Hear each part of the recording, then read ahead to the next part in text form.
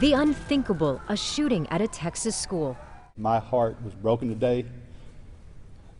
We're a small community, and we'll need your prayers to get us through this. When parents drop their kids off at school, they have every expectation to know that they're going to be able to pick their child up when that school day ends. Some lawmakers pleading with their colleagues for change.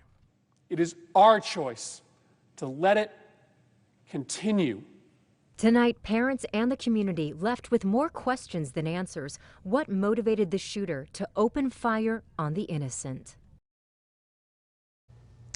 Well, thank you for joining us tonight at 10 here on KXAN. We have two developing stories tonight: the risk of severe weather and, of course, this awful, deadly shooting at a Texas elementary school. And we'll get to David Yeomans in just a moment for an update on the weather. First, we want to get to that shooting at Robb Elementary School in Uvalde, southwest of Austin. 22 people are dead, 19 of them students, 2 teachers, and the shooter.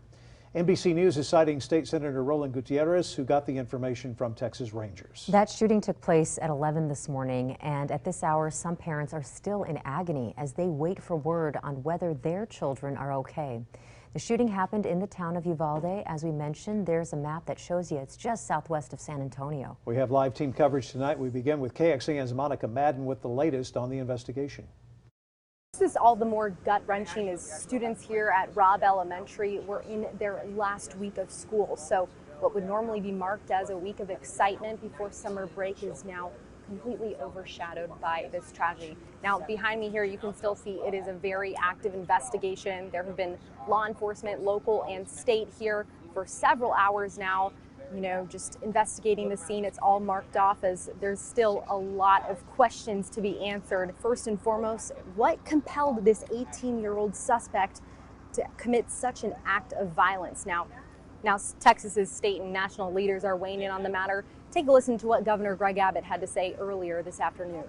There are families who are in mourning right now, and the state of Texas is in mourning with them for the reality that these parents are not going to be able to pick up their children. Now, as this community and the nation mourns this school shooting tonight, the conversation around gun control is also re-in-focus, especially after what happened in Buffalo.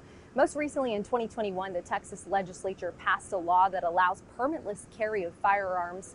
Now, it's unclear how the suspect obtained his. In Uvalde, Monica Madden, back to you. President Joe Biden spoke tonight about this shooting. He is asking to turn pain into action and make changes to gun laws. He was visibly upset as he addressed the nation earlier tonight. May God bless the loss of innocent life on this sad day. And may the Lord be near the brokenhearted and save those crushed in spirit, because they're going to need a lot of help.